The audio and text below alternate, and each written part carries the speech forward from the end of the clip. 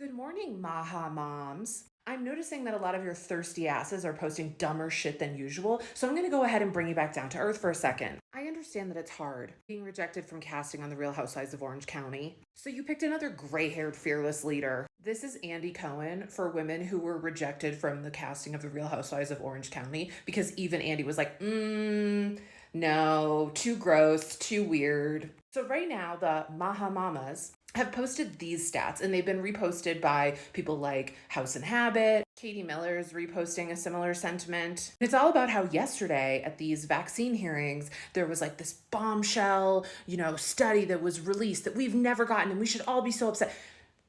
I'm going to go ahead and explain something to your dumbasses. By the way, anyone who's still getting these lights for an event in the year of our Lord 2025, that just proves you're a fucking dumbass. These look horrible. They look so chuggy, just like all of you. But you know what? Better chuggy than dead, right? Because let's break down what is actually going on here with these unhinged statistics that you put out. First of all, this guy who's like talking about the bombshell report, etc., he's not a health professional. He's a lawyer, okay? And what he did is he presented parts of this study, this unreleased study, which, by the way, I'm going to explain to you why it was unreleased, you dumb fucking cunts. People's lives are on the line, so excuse me if I say cunt. This bombshell study that you guys say like wasn't released because they want to hide the truth from us so that, vaccinated children get sicker. No, that's not true. The study wasn't released because it was an incredibly flawed study. They did release parts of the study, okay? This study had huge detection bias, okay? So basically the pool of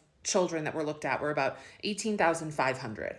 Of that pool, only 2,000 were not vaccinated. It's not a big enough comparison of data, first of all. Second thing, perhaps even more important, is there was detection bias. So children who are vaccinated tend to go to the doctor more often because their parents keep up with their appointments. They go in to get vaccinations. Children who are unvaccinated tend to not go to the doctor as much. So they're not being seen as much. And so that was one of the big limitations of this study. In fact, they did release yesterday a huge amount of all the limitations of this study. And they also tried to do things within the study where they realized oh God, the kids who are unvaccinated aren't coming to see us enough. Yeah, because they're too busy setting up for mom's stupid maha gala. The thing about these women is they can't handle the fact that they're really not victims. They're very privileged. If they cared about children, they could care about SNAP benefits, food insecurity, the water crisis in Flint, Michigan. But no, that wouldn't center them. This centers them. It makes them victimized. It allows them to wear the ugliest Adriana Papel dress they can find and maybe get to sex with RFK Jr.